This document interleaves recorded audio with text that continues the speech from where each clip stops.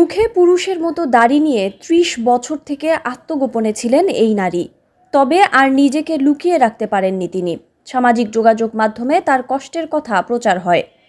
নাম রুমা বেগম, বাড়ি ঝিনাইদহ সদর উপজেলার লক্ষ্মীপুর গ্রামে।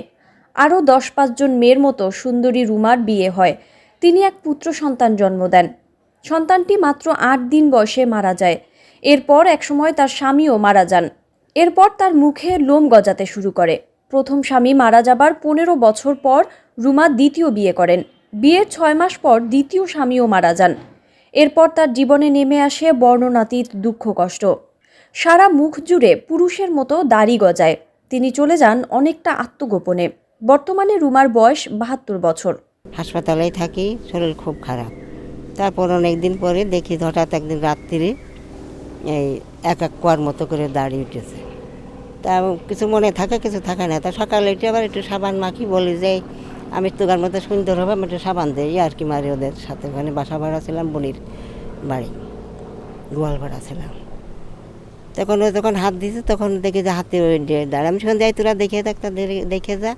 কিন্তু যখন রাত্রি বলেছিল স্বপ্নে একটা বড় পা তোমাতে জামা গায়ে কালো মতো একটা লাঠি হাতে করে যে মা তুমি কাউকে দেখাবা না আর কারোর হাতে তুমি খাবা না। একটা আম গাছ আছে ওই বাসায়, ওই গুড়ায় তুমি ঘিরে থাকবা। তা আমি ছেলে ফেলে না দেখে থাকতে পারিনি। ঢাকায় চলে যাই, 10 টাকা যখন ভাড়া তখন আমি ঢাকায় যাই একাই। তা আমি মনে গিয়ে না দেখলে তো থাকতে পারি না। আমি ওই জায়গা বসে কী করবো? কারণ তুমি শুধু পানি পুড়িয়ে দিবা আর একটা গাছ দিবা, দিলে যে কোনো একটা রোগ সারবে, তুমি ওইখানে থাকবা। তা আমি না রে বাবা, আমিও পারবো না। তখন ওই সকালে মুখ ধুতে যে ওদের ডাকিয়ে দেখাচ্ছি, দেখাই আমি ঘরে এসে দেখি যে সেই মেকআপটা বালতির তলে নেই।